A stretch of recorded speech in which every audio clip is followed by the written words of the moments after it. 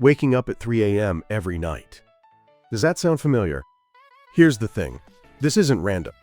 Your body is running on a precise internal rhythm. Cortisol begins rising in the middle of the night, building toward your waking hours. In the second half of sleep, your body shifts into a state where waking becomes more likely. Let's break down exactly how this works. Your sleep follows a rhythm. On average, each cycle runs about 90 to 110 minutes. Non-REM and REM sleep alternate throughout the night. As the night goes on, REM sleep takes up more of each cycle.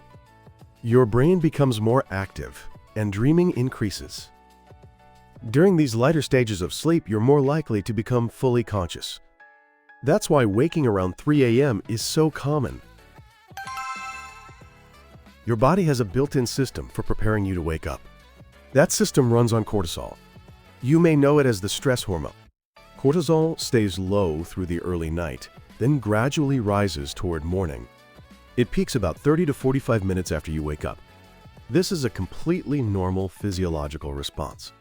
But chronic stress can change how the system works. It disrupts cortisol's natural rhythm. For some people, this makes nighttime awakenings more frequent. Cortisol isn't the only factor, but it's one piece of what can interrupt your sleep. There are several reasons you might wake up in the middle of the night. Let's focus on 3 key ones. First, stress and nighttime habits. The light from your phone suppresses your body's sleep drive. On top of that, notifications and video content activate your brain when it should be winding down. The key isn't just blocking blue light, it's reducing total screen time before bed. Second, meal timing. Eating a large meal or drinking alcohol late in the evening can make sleep lighter and more fragmented. How much this affects you depends on the individual. Third, body temperature regulation. When your core body temperature doesn't drop efficiently, falling asleep and staying asleep becomes harder. Research is also showing that rising nighttime temperatures from climate change are increasingly disrupting sleep globally. Aging, nocturia, and hormonal shifts during menopause can also cause more frequent nighttime awakenings. Think about which of these factors might apply to your situation. The solution is straightforward. Here are 3 habits worth building.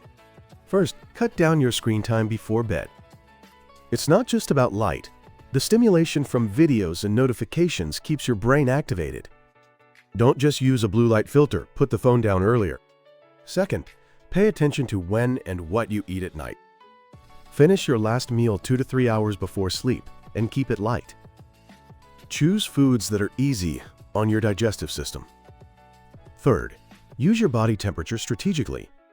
A warm bath raises your core temperature temporarily, and the drop that follows helps trigger sleep. Take a short bath 1 to 2 hours before bed at a comfortably warm temperature. A slightly cool bedroom also helps most people sleep more soundly. Start by putting these habits in place. If you're still waking up multiple times a week, or if you're dealing with snoring or strong daytime sleepiness, it's worth talking to a doctor. Which of these factors do you think applies to you? Let me know in the comments. If optimizing your sleep is something you're working on, let's figure it out together. Thanks for investing in your health today. If you want to go deeper on the science of sleep, this channel has you covered. Every video breaks down the research into clear numbers and actionable steps to help you optimize your body. Subscribe and turn on notifications so you don't miss what's next. Until next time.